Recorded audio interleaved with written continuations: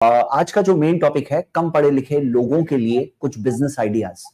तो मैं कुछ बिजनेस आइडियाज मैंने जमा किया था और मैं ये प्रेजेंट करना चाह रहा हूं कि ये कुछ आइडियाज है जो शरीयत के एतबार से भी जायज दायरे में है और जिनको देख करके एक इंसान देख सकता है कि कौन सी इनमें से उसके लिए रेलेवेंट है और यूज कर सकता है। ये कि कोई पढ़ा लिखा नहीं है, उसके पास जरिया माश नहीं है, आइडिया यानी परेशान है जरिया माश के ताल्लुक से, तो क्या क्या आइडियाज हो सकती है। सबसे पहली चीज, एक छोटी मोटी रिटेल दुकान। हाँ, रिटेल दुकान जो होती है ना, जैसे मिसाल के तौर पे ग्रोसरी स्टोर हो, मोबाइल रिचार्ज है, हाँ, या मान लीजिए कि डेली एसेंशियल चीजें कोई बेच रहा है, हाँ, ऐसी चीजें जो होती है, इसके लिए बहुत तालीम की जरूरत नहीं होती है। पहले तो मैं उभारूंगा भाई, तालीम हासिल करो, नॉलेज हासिल करो, स्टडी करो। और स्टडी करने में कुछ ऐसा नहीं कि कोई बोले मैंने बचपन में कॉलेज छोड़ दिया, स्कूल नहीं पढ़ा। अभी पढ़ सकते हो, किसने बोला अभी नहीं पढ़ सकते? पढ़ सकते हो आप। कॉरेस्पॉन्डेंस वाले ऑप्शंस अवेलेबल है, आप ऑनलाइन पढ़ाई कर सकते हैं इजीली। अपने शाम के वक्त में 2 घंटे निकाल लो, 2 घंटा 3 घंटा निकाल लो, आप अपनी तालीम पूरी कर सकते हैं, आप अपने तौर पर स्टडी कर सकते हैं। और मैं बताऊं, तालीम सिर्फ है ना स्कूल कॉलेज में नहीं होती है, तालीम के अलग अलग एंगल होते हैं। जैसे मिसाल के तौर पर कोई बिजनेस आप सीख रहे हो, बिजनेस की भी तो तालीम है। मतलब कोई फन आपको पता है, कोई एजुकेशन, कोई चीज कारोबार करने आता है, कोई कोई चीज करने आती है, वो भी तो तालीम हुई। मतलब तालीम के अंदर लोग ये समझते हैं कि कोई स्कूल कॉलेज में नहीं पढ़ा तो गैर तालीमी याफ्ता है।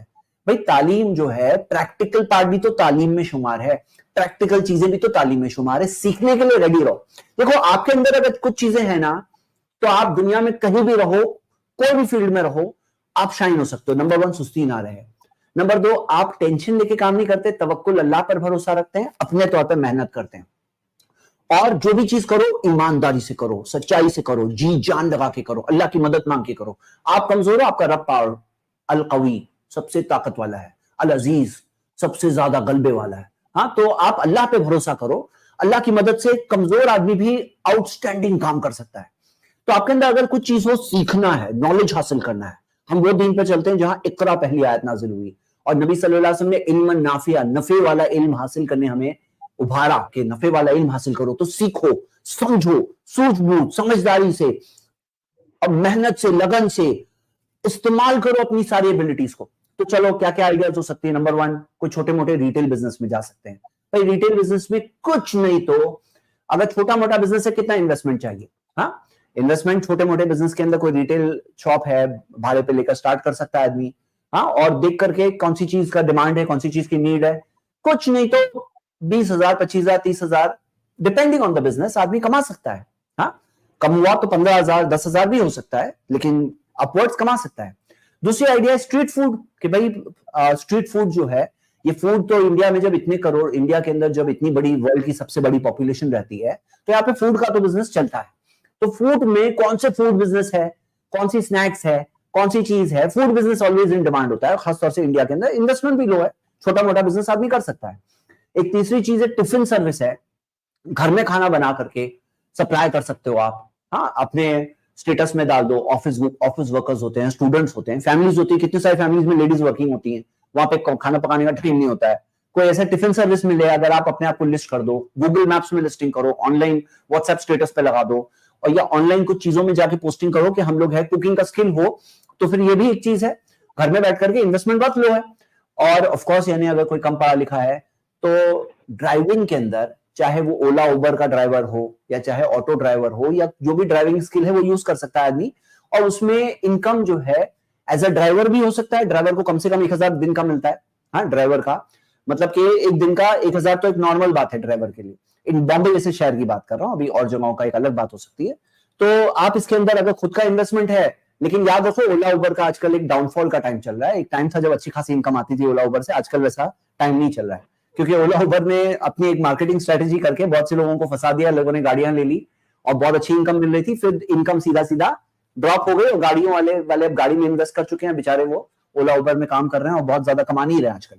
बल्कि उनको तो यहाँ पे इससे ब्रेकआउट करना चाहिए। मैं इसकी कुछ आइडिया दे सकता हूँ, कभी कोई आएगा ओला उबर ड्राइवर तो मैं तभी बताऊंगा। तो चलिए हम आगे आगे बात करें कि या फिर टेलरिंग का बिजनेस है, गारमेंट बिजनेस है, उसके अंदर देख सकता है आदमी। हाँ, गारमेंट बिजनेस के अंदर टेलर कितना कमा लेता है। मतलब अब जब इनका आपके पास अगर एजुकेशन ज्यादा नहीं है तो क्या कर सकते हैं, ये एक आइडियाज है, कुछ बता रहा हूं। अच्छा, आजकल एक चीज जो है कि कुछ सर्विसेज जो है अपने आप ऑफर कर सकते हो, अर्बन कंपनी वगैरह को ज्वाइन कर सकते हो, कोई चीज हो उसके अंदर कोई सर्विस हो तो वो आपको फन पता है तो वो यूज कर सकते हैं आप। और डिलीवरी सर्विस तो है ही, यानी कम अगर पढ़ा लिखा है तो डिलीवरी सर्विस अगर ड्राइव करने आता है, बाइक चलाने आता है, साइकिल चलाने आता है, तो डिलीवरी सर्विस में तो एक रिक्वायरमेंट होता ही है। एक चीज जो आप सीख सकते हैं बहुत आसानी से, मोबाइल फोन रिपेयर, क्योंकि आज ऑनलाइन कोर्सेज अवेलेबल है, उसके ऑनलाइन कोर्स से छोटा मोटा कोर्स कर लो यूट्यूब पे बैठकर वगैरह कुछ करके, या कुछ यूडेमी वगैरह पर जाओ ऑनलाइन मोबाइल रिपेयर कोर्स, या फिर ऑफलाइन जाके देखो कोई कोर्स कोई पढ़ा रहा है जाके सीख लो, तो वो भी एक चीज है। छोटे मोटे ट्रेड्स कर सकता है एक इंसान, जैसे fruits, vegetable, second hand goods, या कई सारी चीजें बाइंग सेलिंग हो सकती है। या जैसे मान लीजिए कि रिपेयरिंग है, रेंटिंग बिजनेस है, रेंटिंग बिजनेस कर सकते हैं। कोई कार्ट वगैरह, गार्डनिंग बिजनेस है, गार्डनिंग बहुत अच्छा बिजनेस है, गार्डनिंग और लैंडस्केपिंग का। हाँ, और इवेंट्स के अंदर कुछ चीज होती है, इवेंट्स में बहुत सारे लोगों की रिक्वायरमेंट होती है, एग्जीबिशन जहां होते हैं वहां बहुत रिक्वायरमेंट होती है, लेकिन आपको क्या करना है, हलाल देखना है, हलाल देख करके काम करना है और हलाल दायरे में रह करके करना है। लेकिन ये सब बताने के बाद मैं ये कहूंगा कि भाई अपने आप को अपग्रेड करो, अपने आप को अपग्रेड करो कि आज टाइम बिंग आप कर रहे हो जो भी कर रहे हो, और कल का फ्यूचर आप सोचो कि जैसे मिसाल के तौर पर कोई चीज सीख सकते हैं। अब जैसे मैंने मोबाइल रिपेयर के बारे में कहा, तो आदमी देख सकता है उसका कोर्स है, या टेलरिंग का कोर्स है, फैशन डिजाइनिंग का कोर्स है। ऑफ कोर्स आपको शरीयत के दायरे में रहकर काम करना है। ड्राइविंग किसी को नहीं आती तो ड्राइविंग सीख ले, तो वो थोड़ा हो सकता है अपने आप को अपग्रेड करेगा, या कोई स्किल सीख ले, चाहे इलेक्ट्रिशियन, प्लम्बिंग, या जो भी ये सब जो होते हैं, कुकिंग, केटरिंग का बिजनेस है, ये भी एक अच्छा बिजनेस है। जैसे मैंने कहा, डिजिटल मार्केटिंग आदमी सीख सकता है, और डिजिटल मार्केटिंग में ऑफ कोर्स आपको सिर्फ हलाल मार्केटिंग करना है, हलाल प्रोडक्ट से मार्केटिंग करना है, लेकिन इसका एक अच्छा अर्निंग पोटेंशियल है, 20-30 हजार कमा लेते हैं। हाँ, और या जैसे फन के अंदर जो स्किल्स होते हैं उसके अंदर क्या चीजें हैं, और ग्राफिक डिजाइनिंग कहा जाता है, लेकिन ग्राफिक डिजाइन में बहुत सारे हराम काम आते हैं, हराम चीजें कई सारी होती है, लेकिन आदमी देख सकता है कि और क्या चीजें हैं इसके अंदर। तो ये कुछ आइडियाज है, अपने आप को अपग्रेड करें। और बिजनेस के अंदर कोई चीज देख सकता है आदमी, छोटा बिजनेस स्टार्ट करके उसको आहिस्ता आहिस्ता ग्रो करके बड़ा बनाने की कोशिश करे। अपने अंदर ये कॉम्प्लेक्स ना रखें कि मैं पढ़ा लिखा नहीं हूं, क्योंकि अल्लाह की मदद से पॉसिबल है। और जो चीज नहीं है पढ़ो लिखो। और मैंने जैसे कहा कि तालीम का मैं डेफिनेशन उसको ब्रॉड किया कि तालीम is not only school and college. कोई इंसान हो सकता है स्कूल कॉलेज में ज्यादा नहीं पढ़ा है, लेकिन अपने बिजनेस में एक्सपर्ट है, तो तालीमी याफ्ता नहीं है क्या वो? बिजनेस में तालीमी याफ्ता है वो, अपने नॉलेज को, अपने बिजनेस को सीखा है उसने, और उसको आता है, कमा लेता है, बिजनेस करने आता है उसको, तो वो उस चीज में तो तालीम हुई ना उसकी, कि नहीं हुई। लेकिन इसका ये मतलब नहीं है कि कोई वहां जाके करे, क्योंकि आजकल ये जमाना चल रहा है कि आप अपने आप को नेक्स्ट पिछले जनरेशन से आगे बढ़कर अपग्रेड करो, ताकि आप नेक्स्ट लेवल तक आगे ले आ सको चीजों को। हाँ, ये चंद मशवरे मेरे थे इसमें। फौज भाई, आप कुछ ऐड करना चाहेंगे जो मैंने बातें कही उसमें? भाई, मैं एक लाइव आपको प्रैक्टिकल बताना चाहूंगा इस चीज में, जो आपने बताया था शुरू में। फर्स्ट जो आपने बताया था कि ग्रोसरी स्टोर खोलने का, या जैसे कि अपने यहाँ डेली यूटिलिटीज की जो दुकान होती है वो मैं जहाँ रहता हूँ उसके नजदीक में एक बाजार है। वहां पर कुछ दुकानें हैं जो डेली यूटिलिटीज की जो है सामान बेचते हैं। वहीं पर एक दुकान है जो सिर्फ पोल्ट्री में डील करती है, वो मतलब पोल्ट्री और एग्स बेचती है। तो आप जो जिसको चाहिए, हालांकि एग्स और तमाम चीजें सब लोग बेचते हैं, बट स्पेसिफिकली उसने अपना जो काम है वो स्पेसिफिकली पोल्ट्री में और एग्स में किया हुआ है। छोटी सी दुकान है और उसमें अपना वो जो भी है स्लॉटरिंग करके और बना के गोश्त को और सब चीज करके, और प्लस वो जो एग का जो काम है उसका वो बेचता है। पूरे पूरे केज उसके जाते हैं।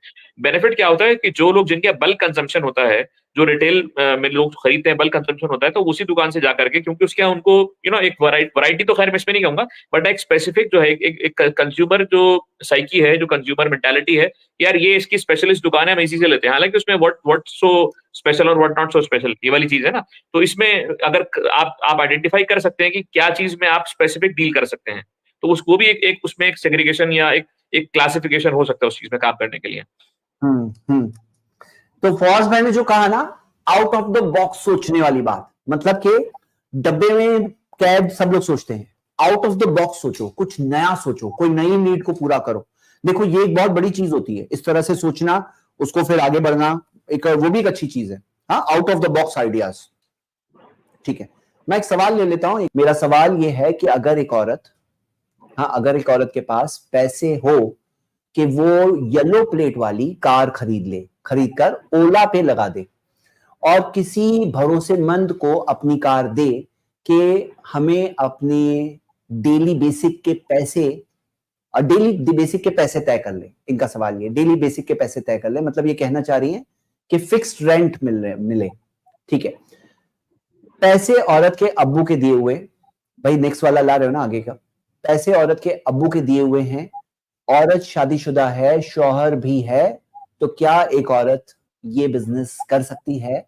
और अगर करे तो पैसे बस औरत के होंगे या शौहर के भी हक होगा इस पैसे में?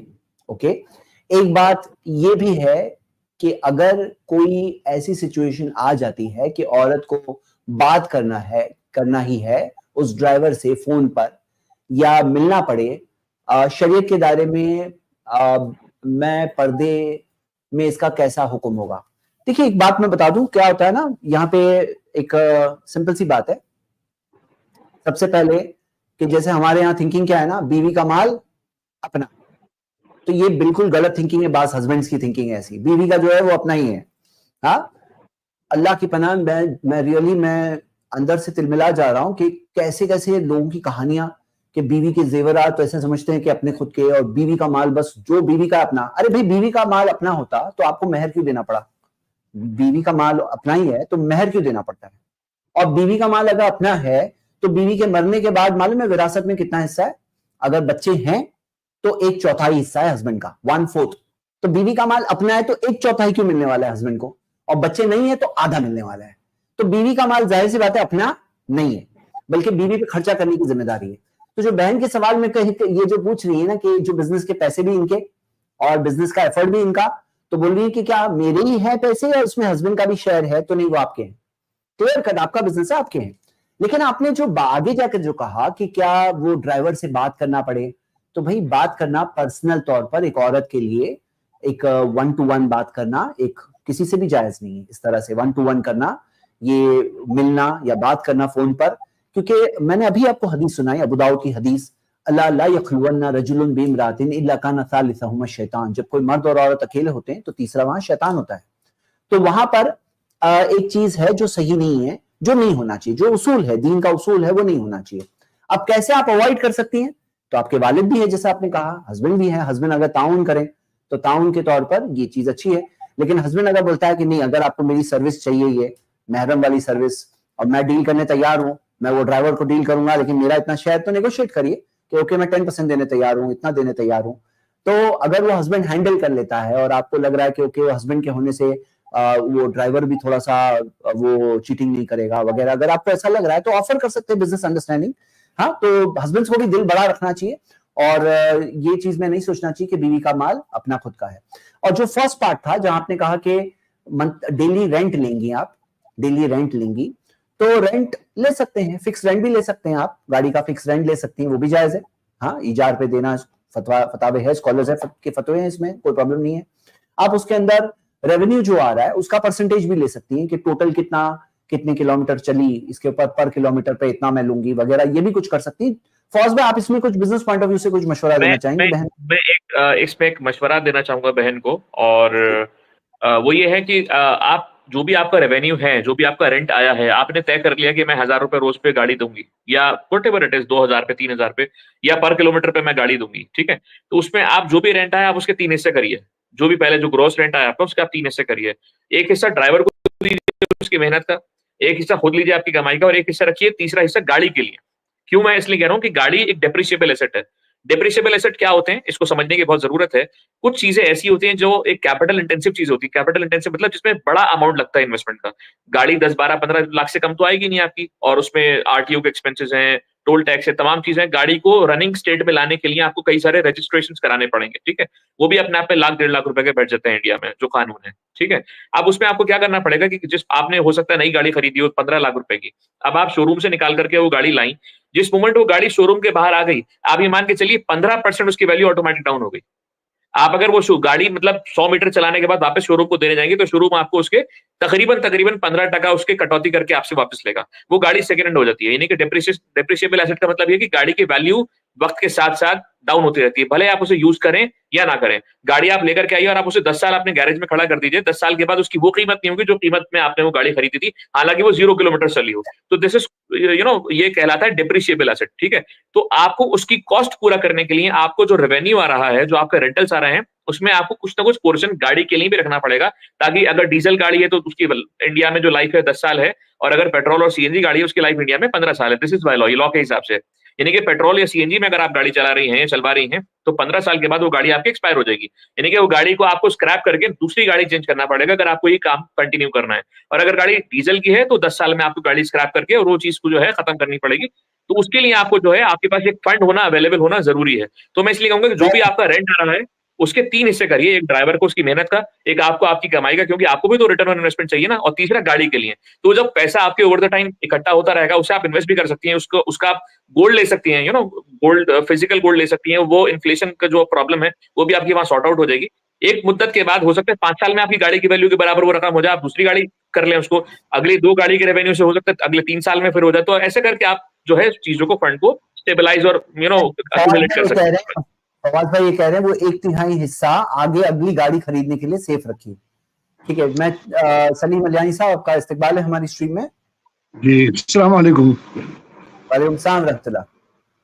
हाँ, पूछना ये था कि ये स्टॉक मार्केट जो है ना, उसमें एक 9:15 बजे जो है इंट्राडे चालू होता है, 9 सवा 9 बजे, और 3 बजे बंद हो जाता है। तो ये बिजनेस करना कैसा है स्टॉक मार्केट में?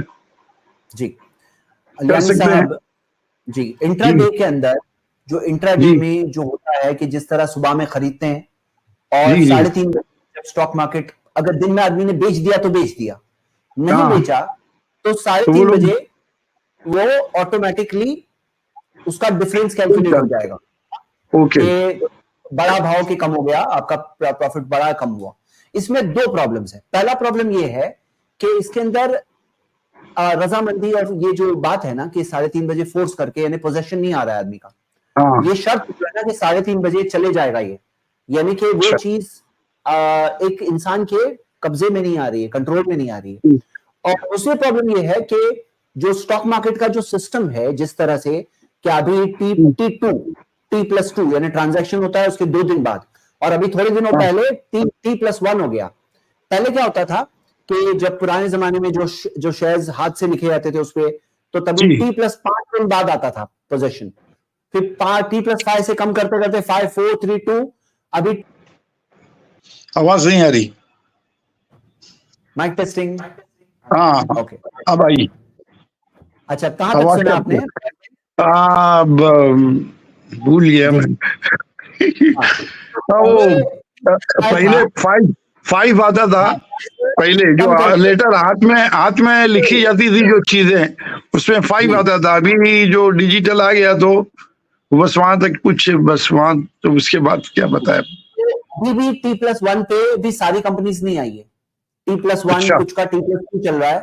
तो यानी कि इसके अंदर इख्तिलाफ है। बास स्कॉलर क्या बोलते हैं, कहते हैं क्या होता था पहले होता था कि अमाउंट भी नहीं जाता था।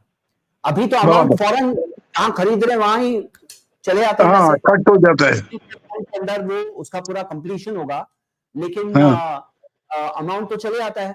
तो इसके अंदर भी एहतियात, मैंने स्कॉलर से जो डिस्कस किया उनका यही कहना है, एहतियात ये है कि पूरी तरह से वो होल्डिंग के अंदर आ जाए, यानी कि जो शेयर्स है वो पूरी तरह से कंप्लीट उसमें पोजीशन में आ जाए, फिर बेचो। यानी कि मान लो T+1 में है तो अगले दिन आएंगे तो बाय टुडे सेल टुमारो जो है ना, BTST, buy today sell tomorrow, ज्यादा से ज्यादा ये करे आदमी। लेकिन इंट्राडे की तो इजाजत नहीं है। इंट्राडे का जो फॉर्मेट ही है वो गलत है। इंट्राडे का फॉर्मेट ही गलत है, क्योंकि अल्लाह के रसूल सल्लल्लाहु अलैहि वसल्लम की हदीस है, ला तबी मा लैसा इंदक, वो मत बेचो जो तुम्हारे पास नहीं है। सही बात, पास वो मत बेचो, यानी पोजेशन होना जरूरी है। जो तुम्हारे पास है वो बेचो।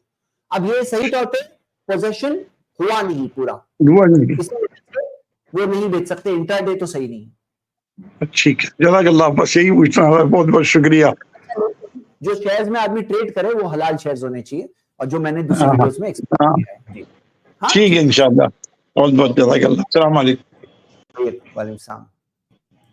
अच्छा, एक फनी सवाल एक भाई का, जो मैं कह रहा था कि बाज शौहर बीवी का माल अपना, तो ये कह रहे हैं कि क्या है सवाल इनका, वो कहते हैं कुछ वाइफ्स हस्बैंड की सैलरी होल के होल ले लेती है, क्या ये जायज है? मतलब बाज बीवियां ऐसी होती है, और हाँ रियली मैंने ऐसा केस सुना है, जो शौहर कमा करके पैसे लाता है और बीवी बोलती है, बीवी पूरी तरह से ले लेती है और समझती है कि हक है, और फिर शौहर को बोलती है मैं तुम्हें इतना दूंगी। तो इसमें वो बीवी का के तौर पे भी गलत है। वो जो बीवी अगर ऐसा करे तो गलत है। शौहर का माल अपना, ये गलत है। शौहर का माल शौहर का, बीवी का माल बीवी का। हाँ, बीवी के जेवरात है, कौन उस पर ज़कात देगा? बीवी देगी। शौहर का माल है, अगर उसमें उसने इन्वेस्टमेंट में ज़कात नहीं दे रहा है तो कौन कल क़यामत के दिन फंसेगा? बीवी नहीं फंसेगी, वो शौहर ही फंसेगा। तो इसके अंदर दोनों की फाइनेंशियल स्टेटस अलग है, हस्बैंड वाइफ का स्टेटस अलग है। सोचो हम लोग ये बात कर रहे हैं, कितने इंसाफ की बात है ना, कितने इंसाफ की बात है। लेकिन कुछ वेस्टर्न कंट्रीज में भी वो लोग क्या है, मैरिटल इनकम के भाई दोनों हस्बैंड वाइफ की इनकम को कंबाइन कर डालते हैं और फिर बोलते हैं डिवोर्स हो गया तो दोनों को डिवाइड करेंगे। मतलब इतने सारा, यानी ये कंफ्यूजन है, यानी कि ये जुल्म है, एक तरह का जुल्म है जो ये हो रहा है। तो सही बात क्या है कि भाई ये गलत है, हमें डरना चाहिए अल्लाह ताला से। जुल्म क़यामत के दिन क्या अंधेरा है, और जो जुल्म करेगा वो दुनिया में जुल्म करेगा, क़यामत के दिन अपनी नेकियों से भरेगा। तो भले ही शौहर हो या बीवी हो, जुल्म नहीं करना चाहिए एक दूसरे पर। उसके अंदर भी जुल्म होता है कि भाई कोई कहे मोहब्बत के अंदर जुल्म नहीं होता, तो नहीं, ऐसा भी उसमें भी जुल्म होता है। ठीक है, नेक्स्ट सवाल लेते हैं, मजीदुर रहमान जी भाई। अस्सलाम वालेकुम। मेरा सवाल ये है, इंटरेस्ट का पैसा से हम इनकम टैक्स दे सकते हैं? क्योंकि गवर्नमेंट भी सोशल वेलफेयर में ये पैसा खर्च करती है। इंटरेस्ट के पैसों से ना जी, देखिए क्या है कि कुछ फतवे हैं कुछ स्कॉलर्स के जिन्होंने कहा है कि दे सकते हैं, इनकम टैक्स दे सकते हैं। बाज स्कॉलर्स के फतवे हैं, लेकिन ज्यादा एहतियात की चीज क्या है जो दूसरे स्कॉलर्स ने कहा है। सबसे पहले तो स्कॉलर्स में एक ओपिनियन है, वो कहते हैं कि ये लेना खुद ही एक ऐसी चीज है जो गलत चीज है। क्योंकि हदीस क्या है कि आकिल रिबा व मुकिलहु व कातिबहु व शाहिदैन, नबी सल्लल्लाहु अलैहि वसल्लम ने सबके सब पे लानत की और कहा हम सवाउन, सबके सब बराबर है। यानी सूद खाने वाला, खिलाने वाला, सूद की एंट्री करने वाला, दोनों गवाह। तो कुछ स्कॉलर्स, जैसे अल्लाह ताला ने फरमाया ना ज़रू मा बकिया मिन रिबा, जो सूद बाकी है उसको छोड़ दो। तो ये कुछ स्कॉलर्स उसमें ये कहते हैं ये लेना ही खुद एक बहुत बड़ा गलत काम है, जुर्म का काम है। अब वो पैसा लेने के बाद आदमी कुछ फायदा ले रहा है, उससे कुछ तो फायदा हो रहा है कि उसे कल इनकम टैक्स अपनी जेब से भरना पड़ता था। इनकम टैक्स मान लीजिए जो उसे वो रह रहा है, जो सर्विसेज ले रहा है, या जो उसको एज इट इज देना था, मजबूरी है उसकी, इनकम टैक्स तो देना ही था। अब वो उससे इंटरेस्ट से फायदा तो ले रहा है। तो दूसरी तरफ कुछ स्कॉलर्स है वो कहते हैं कि इससे ना उल्टा वो पैसा देना भी है तो ऐसे मुद्दतौर कोई बहुत मजबूर शख्स हो उसको दे सकते हैं। हाँ, और इससे फायदा उठाना, खुद किसी भी तरह का फायदा उठाना सही नहीं है, ऐसा कहते हैं। तो एहतियात का मामला यही दिख रहा है, एहतियात का, कि खुद का बेनिफिट तो हो रहा है ना, वो सूद के पैसों से बेनिफिट हो रहा है। और बाज लोग होते हैं वो सूद का पे पैसा रखते हैं ताकि पैसा आए, तो वो सूद पे पैसा आए नहीं, ये कोशिश होनी चाहिए हमारी। जैसे करंट अकाउंट आदमी रखे कि सूद का पैसा आए ही नहीं, कैसे हम बच सकते हैं? आपको पता है कि ऐसी भी पॉसिबिलिटीज है जिसमें सूद का पैसा आए ही नहीं, ये होनी चाहिए कोशिश हमारी। जी, एक बोलना चाहता हूँ। मैं इंटरेस्ट का पैसा के बारे में ये बोलना चाह रहा हूँ, जैसा हमारा पीएफ का पैसा, तो पीएफ का पैसा गवर्नमेंट ने बाय डिफॉल्ट हमारा पैसा स्टॉक करके रखा है, तो हमें उस पैसा से कुछ हम उठा नहीं पा रहा हूँ पैसा का, तो 60 साल का बाद ही वो पैसा ले सकता है। तो उसका जो इंटरेस्ट आ रहा है, मैं सोच रहा हूँ उसी का पैसा से हम ये नियत में रख लूं, तो ये पैसा से हम इनकम टैक्स दे रहा हूँ, और जब पीएफ का पैसा जिस टाइम हम 60 साल बाद उठा सकता है, तब हम एक कैलकुलेशन करेंगे, उस टाइम ये सोच लेंगे जो ये पैसा हमारा जितना आया है, तो इंटरेस्ट का पैसा हम उसी पैसा इनकम टैक्स में दे दिया। जी, क्योंकि कैसा है ना, आदमी बेनिफिट ले रहा है, इतने साल तक ले रहा है, उल्टा उसको इंटरेस्ट का पैसा मिला भी नहीं है, और फ्यूचर में जब मिलेगा तब उसने प्लानिंग बना के रखा है कि मैं इतना पैसा, उसका इंटरेस्ट का पैसा इस बहाने से अपने पास कर लूंगा, यानी कि मिलने से पहले ही खर्च कर रहे हैं इंटरेस्ट की नीयत से। तो मतलब मैं क्या बोल रहा हूं ना, कभी कभार एक हदीस है, नबी सल्लल्लाहु अलैहि वसल्लम ने फरमाया अल हलालु बय्यिनुन वल हरामु बय्यिनुन, हलाल क्लियर है, हराम भी क्लियर है, व बैनहुमा शुबुहात, और दरमियान में डाउटफुल मैटर्स है। फमन वका मिन शुबुहात वका मिन अल हराम, जो डाउटफुल चीजों से बच गया तो हराम से भी बच जाएगा। तो कभी ऐसा लग रहा है ना कि यहाँ पे कुछ स्कॉलर्स का इख्तिलाफ है, लेकिन एहतियात का मामला आदमी ले ले, और ऐसी चीज में अपना पर्सनल बेनिफिट ना निकले, उसके अंदर उसका पर्सनल कुछ बेनिफिट निकल रहा है, वो पैसे फाइनली उसकी जेब में जाने वाले हैं। तो आई थिंक उसके अंदर बेटर अपनी नहीं चाहिए हमें, पहले तो ना ऐसी कोशिश हो जैसे मैंने कहा, लेकिन आपने पीएफ की मिसाल जो बताई, तो उसके अंदर आदमी कोई बेनिफिट ना लेने का सोचे, मैं तो ये समझता हूँ। हाँ जी,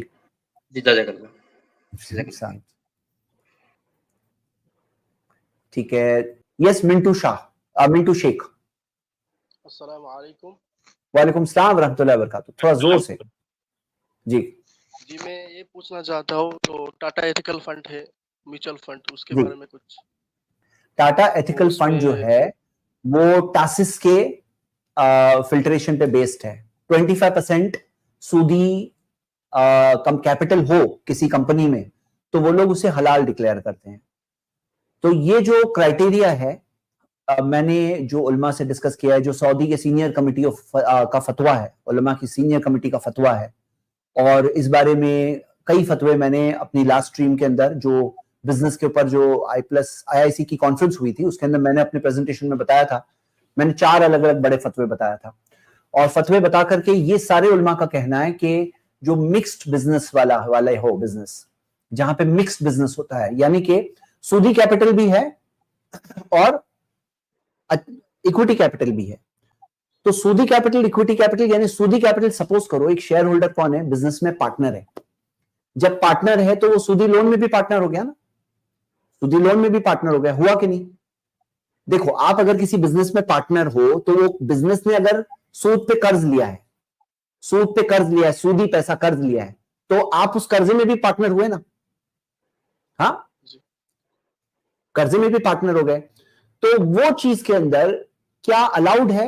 तो बाज ये जो फिल्ट्रेशन वाले हैं इन्होंने, किसी ने 25% अलाउ किया है, किसी ने 33% कैपिटल अलाउ किया है। यानी मान लो मिसाल के तौर पर, आपको मैं मिसाल देता हूं रिलायंस की, RIL, Reliance industries limited. Reliance ने का 18.5 ट्रिलियन का उसका जो मार्केट इक्विटी है, 18.5 ट्रिलियन, 1 ट्रिलियन होता है 1 लाख करोड़ का, 18.5 ट्रिलियन में से उसने 3.5 ट्रिलियन का कर्ज लिया, सूदी कर्ज, यानी कि 3.5 लाख करोड़, 1-2 करोड़ नहीं, 3.5 लाख करोड़ का सूदी लोन लिया है। किसने? रिलायंस ने। फिर भी ये इनके मुताबिक ये हलाल है। क्यों हलाल है? बोले कि 3.5 लाख करोड़ जो 18.5 का 33% से कम है, 33% से कम है, या कोई कहता है 25% से कम है, तो बोले हलाल। हालांकि नहीं हलाल है, ये नहीं हलाल है। तो मैंने 4 अलग अलग बड़े फतवे बताए, और भी बहुत सारे फतवे हैं उसके, लेकिन 4 अलग अलग बताए। और हम लोग ये व्यू के हैं कि डबल फिल्ट्रेशन करना चाहिए, कि आप पहले ये इनका फिल्ट्रेशन भी लो पहले, उसके बाद देखो कि कौन सी कंपनी है 0% इंटरेस्ट, कर्जा 0% वाली, ऐसी है कंपनियां 0% कर्जे वाली, और जिनकी सूदी इनकम भी 0 हो, ऐसी कौन सी कंपनियां हैं। फिर वो डबल फिल्ट्रेशन करके उसमें इन्वेस्टमेंट करो। तो टाटा एथिकल फंड है या टॉरस फंड है, ये सबके सब जो है ना इस क्राइटेरिया पे नहीं है। तो हम लोग लोगों को उभार रहे हैं कि आज आप सोचो, इंडिया की सबसे बड़ी कंपनी रिलायंस, इसको सऊदी के सॉवरेन फंड से जब पैसा ले रही है, पैसा कितने बिलियन डॉलर्स ले चुकी है, और अभी फिर से और लेने की कोशिश कर रही है, इन्वेस्टमेंट, मतलब उनको मुसलमानों के इन्वेस्टमेंट में इंटरेस्ट है। लेकिन हम अगर कहेंगे कि 25% 33% तक हलाल है, तो फिर क्या होगा? वो लोग उतने ही रूल में रखेंगे अपने आप को, उतनी लिमिट में रखेंगे। हम चाहते हैं कि 0 की बात करो, तो कुछ कंपनीज भी आ गई तो हमें तो हलाल इन्वेस्टमेंट मिलेगा, हमें हलाल इन्वेस्टमेंट मिलेगा। हमें एज इट इज को इन्वेस्ट करता है तो 8-10 कंपनी से ज्यादा में इन्वेस्ट नहीं करता है, तो हमें तो 8-10 ऐसी हलाल कंपनियां चाहिए, लेकिन आज वैसी कंपनियां बहुत मुश्किल से अवेलेबल है। हाँ जी, शुक्रिया। तो डबल फिल्ट्रेशन सिस्टम जो है मैंने उस स्ट्रीम में बताया, वो जाके देख लीजिए मेरी वीडियो। IIC का तिजारत के का जो वो हुआ था कॉन्फ्रेंस, उसमें 3rd सेशन में मैं पहला स्पीकर हूं, आप देख सकते हैं इंशाल्लाह। हाँ ठीक है, इंशाल्लाह जी शुक्रिया। अस्सलाम वालेकुम। Okay, yes, devolutionist. अस्सलाम वालेकुम रहमतुल्लाहि वबरकातुहू। वालेकुम सलाम रहमतुल्लाहि वबरकातुहू। सलाम। जी शेख, मेरा सवाल था कि जो कार इंश्योरेंस, बाइक इंश्योरेंस जो है, उस पर मेरा इरादा है इंशाल्लाह के वेबसाइट बनाने का। तो क्या इस पर वेबसाइट ब्लॉग जिसमें इंफॉर्मेशन रहेंगी और दूसरी कंपनीज के जो है उनके क्या बोलते तो लिंक्स रहेंगे, मतलब उनको प्रमोट किया जाएगा इंश्योरेंस, तो ये क्या जायज रहेगा? जी, एक होता है, आप बताओ, एक होता है मजबूरी है। तो मान लो जहां पे मजबूरी है, जैसे मान लीजिए आपको गाड़ी चलाना ही है और गाड़ी में 3rd पार्टी इंश्योरेंस कंपलसरी है, तो जो चीज फोर्स किया जाए वो चीज अल्लाह ताला ने माफ की है, फोर्स किया जाए वो अल्लाह ताला ने माफ किया है। क्योंकि हदीस है अल्लाह के रसूल सल्लल्लाहु अलैहि वसल्लम की कि 3 चीजें अल्लाह ताला ने इस उम्मत के लिए माफ किया है, अल खता व निसियान व मस्तुकरिहु अलैहि, जो खता मिस्टेक हो जाए, जो आदमी भूल जाए और जो उस पर फोर्स किया जाए।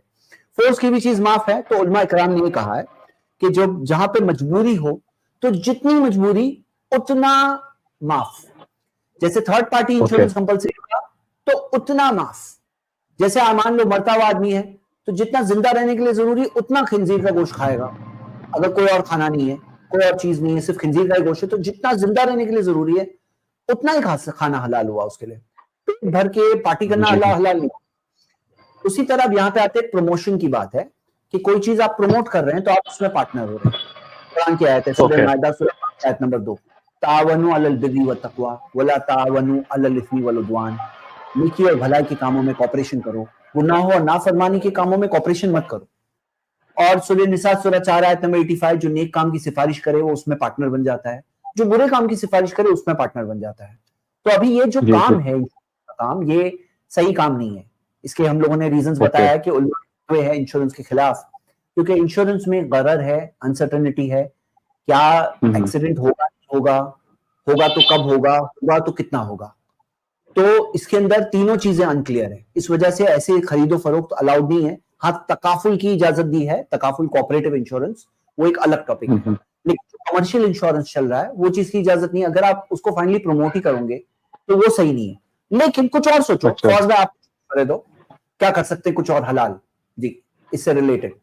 में इंश्योरेंस के बारे में अगर ये बात कर रहे हैं, कार और व्हीकल इंश्योरेंस के बारे में, तो क्यों ना एक वेबसाइट बना करके और एक यूट्यूब चैनल बना करके कि ऑटोमोबाइल इंडस्ट्री के बारे में कुछ जानकारी दें। बहुत ज्यादा वो वीडियोस लाइक किए जाते हैं, पब्लिक के डिमांड पे आते हैं। नई बाइक्स आती हैं, नई कार्स आती है, उसके फीचर्स बताना है, उसके ऑटो पार्ट्स के बारे में कोई ऐसे स्पेसिफिक चीजें बताना, कोई ऑल्टरनेटिव्स बताना रिसर्च करके। तो इस तरीके से उस इंडस्ट्री में और अच्छे तरीके से काम कर सकते हैं, पूरा डोमेन ही चेंज कर सकते हैं। जी, वही मैं सोच रहा था कि कोई नीश पकड़ूं उसमें, जैसा ऑटोमोबाइल तो बहुत वास्ट टॉपिक है। गाड़ी का माइलेज कैसे अच्छा निकलेगा, तो आपको क्या करना चाहिए गाड़ी का माइलेज अच्छा निकालने के लिए, गाड़ी को कैसे, क्या सेफ्टी मेजर्स हो सकते हैं, क्या प्रिकॉशंस हो सकते हैं, रजिस्ट्रेशन की क्या क्या कंप्लायंसेस आपको पूरे करने हैं। बहुत सारे टॉपिक्स है बनाने के लिए ऑटोमोबाइल इंडस्ट्री में। इंश्योरेंस एक बहुत छोटी सी चीज है। पोल्यूशन कब आपको रिन्यू कराना है, क्या क्या पेपर आपको लेकर के चल रहे हैं, अगर पेपर नहीं आपके पास रहे, रास्ते में पुलिस वाले ने पकड़ लिया, तो आपको क्या सेफ्टी में बोलना पड़ेगा, आपके पास क्या क्या बचाव है। ऐसे करके बड़े से थंबनेल बना करके आप जो है वो अपने वेबसाइट पे, अपने ब्लॉग पे, अपने चैनल पे कर सकते हैं। तो ये चीजें डिमांड में रहती है और लोगों को इसके बारे में नहीं मालूम है। तो इट्स बेटर कि लोगों की एनलाइटमेंट होगा और लोगों को जो है इस बारे में अवेयरनेस मिलेगी इंशाल्लाह। तो बहुत सारी चीजें आप कर सकते हैं इस मोबाइल इंडस्ट्री में। जी जी, जज़ाकल्लाह खैर। और एक सेकंड क्वेश्चन है कि क्रेडिट कार्ड पे और क्रेडिट कार्ड के हवाले से, क्योंकि मैं डिजिटल मार्केटिंग और इसमें जो आप कह रहे थे कार इंश्योरेंस के ताल्लुक से वेबसाइट प्रमोट करने वाली, तो जैसे फौज में भी जो कह रहे हैं ना कि मैं आपके सवाल पे दूसरे सवाल पे आ रहा हूं बस, लेकिन पहले चीज को कंप्लीट कर लें कि अब आप कोई और एंगल सोचो। आपने सोचे थे कार का इंश्योरेंस सेल करेंगे सपोज करो, या प्रमोट करेंगे, वो तो आउट हो गया। अब आप क्या कर सकते हो, कोई और निश कैच करो, जैसे कार एक्सेसरीज हो गई, कार की एक्सेसरीज, स्पेयर पार्ट। हाँ, तो स्पेयर पार्ट्स के हो सकता है कार रेंटिंग का कुछ हो सकता है, कार रेंटिंग या सब्सक्रिप्शन सर्विस हो, या कार के रिव्यूज, हाँ रिव्यूज एंड कंपैरिजंस दे सकते हैं आप, उसके जरिए आपको कोई चीज मिले, या कार के वैल्यूएशन, हाँ, या ट्रेडिंग हो, ओल्ड कार्स न्यू, सब कुछ इस तरह की बहुत कुछ हो सकता है। सर्विसिंग सेल कर सकते हैं, सर्विसिंग सेल, या मैकेनिक जो सर्विसिंग है, मैकेनिक्स हो तो उसका कुछ कर सकते हैं कि कोई कार का मेंटेनेंस सर्विस है, ऐसा कुछ। उसके अंदर भी हलाल फंक्शनिंग बहुत जरूरी है कि कोई चीज उसके अंदर भी सही हो, यानी हाँ। और उसके अंदर जैसे कोई चीज न्यूज कंटेंट, उसकी डिटेलिंग, हाँ बहुत कुछ हो सकती है। कार्स डिटेलिंग का जो बिजनेस है, जो जैसे फॉर एग्जांपल कार्स की जो डिटेलिंग होती है, क्लीनिंग, पॉलिशिंग, प्रोटेक्शन वगैरह सब होता है। हाँ, कार्स का मॉडिफाइंग, पेंटिंग कर सकते हो। हाँ, कई सारी, यानी कि बहुत सारा, यानी आप क्या करो ना, एक ऑप्शन कट हुआ ना, 50 ऑप्शन है जो आप सोच सकते हो। हाँ, 50 ऑप्शन, कार की ट्रांसपोर्टेशन हो गया, लॉजिस्टिक्स हो गए, हाँ कार का, यानी आप उसके अंदर बहुत सारी चीजें, जैसे फंक्शंस एंड ओकेजन्स के लिए कार्स रिक्वायर्ड होती है। हाँ, फंक्शंस एंड ओकेजन्स के लिए बहुत कुछ हो सकता है जी। कार के इवेंट्स हो सकते हैं, जैसे बहुत सारी चीजें हो सकता है। मतलब आपके लिए एक चीज कट हुआ तो कभी मायूस नहीं होना, ये याद रखो कि जो जी, चीज जी। अल्लाह ताला ने रोका है ना, वो हमारे भले के लिए रोका है, उसमें हमारा ही फायदा है। बेशक। हाँ, चलो अब जी, आपका जी। क्या कहना है? जी, क्रेडिट कार्ड यूज़ करना कहाँ तक सही है? क्योंकि मुझे वेबसाइट कार्ड, जैसा डोमेन खरीदना रहता है या कुछ होस्टिंग क्रेडिट कार्ड, वगैरह वो खरीदना रहता है क्रेडिट कार्ड से। जी। देखिए क्या होता है जी, ना, क्रेडिट कार्ड के अंदर नंबर 1 आदमी बोले कि चलो मैं उसके पीरियड में ही पे कर दूंगा, लेकिन वो जो फ्री पीरियड दे रहे होते हैं, क्रेडिट पीरियड दे रहे होते हैं, वो क्या कर रहे होते हैं मालूम है? वो है ना फिशिंग कर रहे होते हैं, वो सोशल सर्विस तो जी, नहीं कर रहे हैं बैंक। वो जो 40 दिन 50 दिन का इंटरेस्ट फ्री पीरियड दे रहे हैं, वो इसलिए दे रहे हैं ताकि आदमी खर्चा करो खर्चा करो खर्चा करो। अब आदमी खर्चा करता है तो सूद के ट्रैप में जाकर फंस जाता है। हाँ, और पहले तो क्रेडिट कार्ड का सबसे बदतरीन सूद क्रेडिट कार्ड सूद होता है कि मान लो 3.25% पर मंथ, और वो कंपाउंड होते जाता है। और अगर आप काउंट करोगे ना तो कितना, यानी कि वर्स्ट किस्म का सूद, सूद में भी वर्स्ट सूद क्रेडिट कार्ड सूद होता है। तो पहले तो आपने जब साइन करके अग्री किए कि हाँ मैं सूद दूंगा, ये साइन करके अग्री करना ही गलत था कि मैं सूद दूंगा, क्योंकि हदीस है, नबी सल्लल्लाहु अलैहि वसल्लम ने फरमाया कि कुल्लु शर्त फी किताबिल्लाह फहुवा बातिल, सही बुखारी की हदीस है, हर वो शर्त जो अल्लाह की किताब के खिलाफ जाए वो बातिल है। तो कुरान और हदीस के उसूलों के खिलाफ जो शर्त जाती है वो अग्री करना ही गलत था। और वहां पे वो क्या कर रहे हैं, फिशिंग कर रहे हैं, कहते हैं कि खर्चा करो, कल देना है, 50 दिन है। अब होता क्या, आदमी जब 50 दिन के क्रेडिट पीरियड के चक्कर में खर्चा करता है तो सूद के चक्कर में जाके फंस जाता है। तो डेबिट कार्ड होना चाहिए कि आपके अकाउंट में जितने पैसे हैं आपने खर्चा किए, खत्म, तो आप वहां पे रुक गए और लाइफ चलती है, बिना क्रेडिट कार्ड की लाइफ चलती है। मैं अल्हम्दुलिल्लाह अल्लाह के सहन से अभी 46 इयर्स एज है, मैं बिना क्रेडिट कार्ड जी रहा हूँ, अल्हम्दुलिल्लाह चल रही है लाइफ, ऐसा नहीं। हाँ, तो डेबिट कार्ड से लाइफ चल जाती है। किसने कहा क्रेडिट कार्ड जरूरी है? हाँ, हालांकि मतलब मजबूरी वगैरह बात लोग बोलते हैं, लेकिन क्या रियली मजबूरी है? अपने आप को चेक करें उसमें। जी जी, बस मुझे इंटरनेशनल ट्रांजैक्शंस करना रहता है जिसमें डेबिट कार्ड नहीं चलता, तो क्रेडिट कार्ड से ही करना पड़ता है। दिक्कत भी आ जाती है, लेकिन जी। देखो आप, हाँ देखो आप अपने तौर पर, मतलब उसके जायज का फतवा नहीं है। हाँ, ओके ओके। आदमी क्या कर सकते हैं, क्या और ऑप्शंस है, कैसे लाइफ और निकलेगी, हाँ निकालने, कैसे काम हो जाए, कैसे हो सकता है, देखिए आप अपने तौर पर। हाँ इंशाल्लाह। देखो एक बात और बताना चाहिए, बात लोग है ना हराम चीज को हराम समझ के करे ना, तो चीज हराम चीज को हलाल बोल के करते हैं, तो उनको कोई चीज खटकती नहीं है, मतलब उनको रियलाइज नहीं होता है कि मैं कुछ हराम, तो फिर क्या होता है वो उसे हलाल करते हैं ना, तो कभी नहीं निकलेंगे उससे बाहर। लेकिन अगर कोई हराम को पहले तो समझे हराम है, ये सबसे इंपॉर्टेंट करना है। तो क्रेडिट कार्ड का हराम का फतवा है स्कॉलर्स का। जी जी, ठीक है, जज़ाकल्लाह खैर, बहुत बहुत शुक्रिया आप सबका, अल्लाह आपको खैर अता करे। आमीन, आपको भी अल्हम्दुलिल्लाह। भाई का एक सवाल है चैट में, ये कह रहे हैं, लास्ट 2 मिनट है स्ट्रीम की, कह रहे हैं बिजनेस में फेलियर होने पर कुछ टिप्स दे कुरान और हदीस की रोशनी में, भाई या बहन जो भी। जी फौज भाई, पहले आप जनरल मैं कुरान हदीस के टिप्स दे दूंगा। हर परेशानी के बाद जो है वो आसानी है, इससे बड़ी टिप क्या हो सकती है? हर रात के बाद सुबह है, हर अंधेरे के बाद रोशनी है। तो आपको हार नहीं माननी है, आपको उठ खड़े होना है। आप सीरत पढ़िए, सीरत में देखिए कितनी बार ऐसी परेशानियां हैं, अल्लाह के रसूल बार-बार खड़े हुए और यकीनन अल्लाह की मदद आई बार-बार। तो यही सारी चीज़ें आपको बिज़नेस में जो है अपनानी है। फेलियर में अगर एक दरवाज़ा बंद होता है तो 10 दरवाजे खुलते हैं। अभी जैसे भाई का पिछला सवाल था इंश्योरेंस के बारे में हम लोग ने बात किया, तो वो कह रहे थे कि उनको कोई डोमेन या वो वेबसाइट कुछ ऐसा डिज़ाइन करना चाह रहे हैं जिससे वो कस्टमर यूटिलिटी के हिसाब से इंश्योरेंस की फैसिलिटीज़ वो दे सकें, और ऑटोमोबाइल इंडस्ट्री का उनका खास तौर पे सेगमेंट था। उनका वो चीज़ वहाँ पर अगर मतलब नहीं चल पाई किसी भी रीज़न से, तो he has a number of other avenues, उनके पास बहुत सारे दूसरे ऑप्शंस अवेलेबल हैं। तो आप देखिए, आप तलाश करिए कि फेल्योर कहाँ पर हुआ और उस फेल्योर को कैसे आप उभरे, ठीक है? और क्या-क्या अदर अपॉर्च्युनिटीज़ हो सकती हैं आपके पास, तो आप उसको कर सकते हैं। मैं हमेशा एक बात ये सजेस्ट करता हूँ कि बिज़नेस में जब आप काम करें तो एक रिज़र्व फंड अपने पास बना के ज़रूर रखें।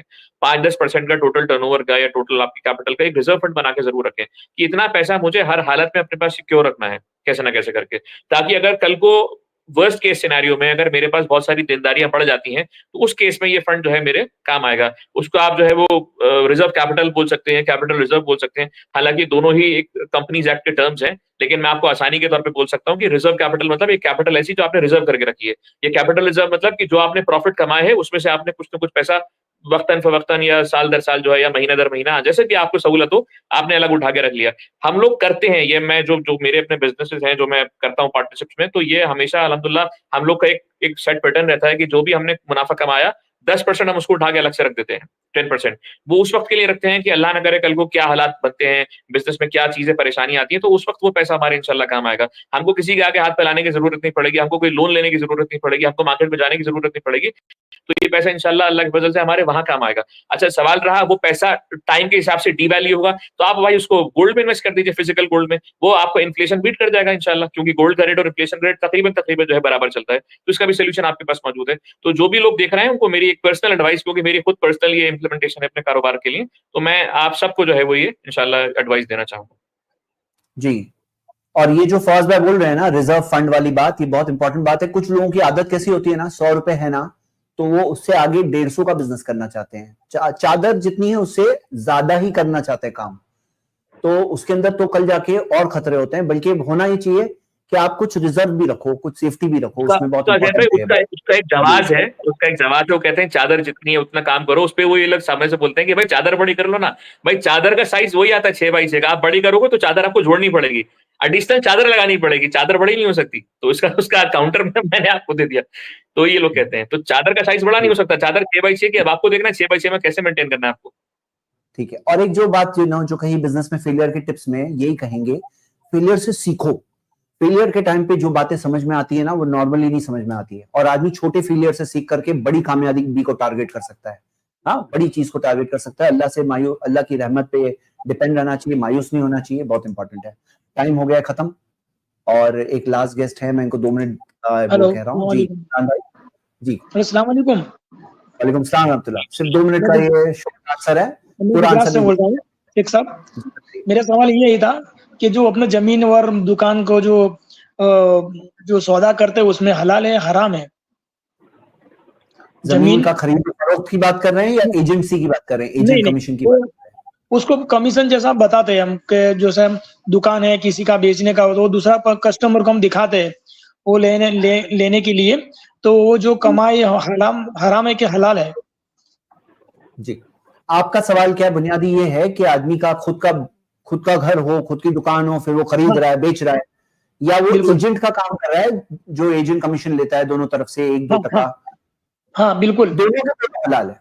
एजेंट का कमीशन भी हलाल है, फतवे इस तरफ इस बारे में, और खुद का बिजनेस होना भी हलाल है।